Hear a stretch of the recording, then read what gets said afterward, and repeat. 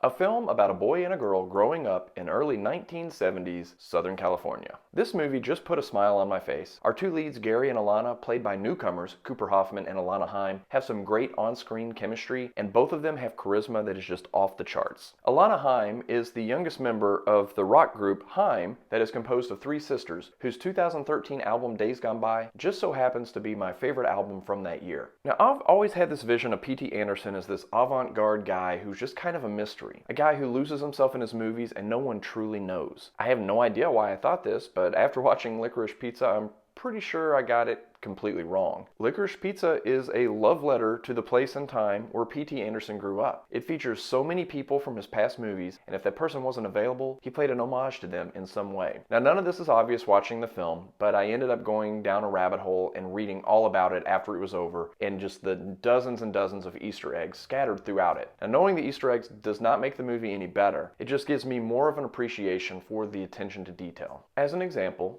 P.T. Anderson has directed music videos for Haim, and he asked all three sisters to be in Licorice Pizza. But the reason he directed those videos is because he knows their mother, who is one of his childhood teachers. Now, the Haim sisters' real mother and real father play the girls' parents in the movie as well. Now, of course, Philip Seymour Hoffman passed away several years ago, and he starred in many of P.T. Anderson's earlier movies. So since Philip Seymour Hoffman wasn't available, P.T. Anderson asked his son Cooper, who wasn't even an actor, to star in this movie. Licorice Pizza is one of those slice-of-life movies. The plot's not really all that important. It is a will they or won't they love story, but it really should be more of a should they or shouldn't they love story, and for some reason there's an awful lot of scenes of people just running. Every single character in Licorice Pizza is memorable, and even if the story is just a bunch of scenes that don't really go together, the movie never feels disjointed. We were essentially flies on the wall watching Gary and Alana in a bunch of situations and just seeing how they're going to react. Now, as far as a vibe, Licorice Pizza feels kind of like Quentin Tarantino's Once Upon a Time in Hollywood. It's more about the scenery and the costumes and the cars, the clothes, and just the general feel of early 1970s California. And Licorice Pizza has a bunch of great cameos, but in my opinion, it's really all about Gary and Alana. Both Cooper Hoffman and Alana Haim deserve to be nominated for all of the awards. Their characters are just so well crafted. Gary is this young and innocent, but also cocky and confident kid with a knack for entrepreneurial risk-taking. We just know that he's either going to end up a charming millionaire or a sleazy salesman. It could go either way. And Alana feels a bit stunted emotionally because of her strict father, but she's also very strong-willed and smart, and she can drive the hell out of a big truck. Their personalities play perfectly off of each other. I pretty much smiled throughout the entire movie, except for one scene involving a big truck running out of gas. That one had me gripping the edge of my seat. The story in Licorice Pizza is not going to knock your socks off, but I could have easily watched another hour of Gary and Alana and the crazy stuff that they get into.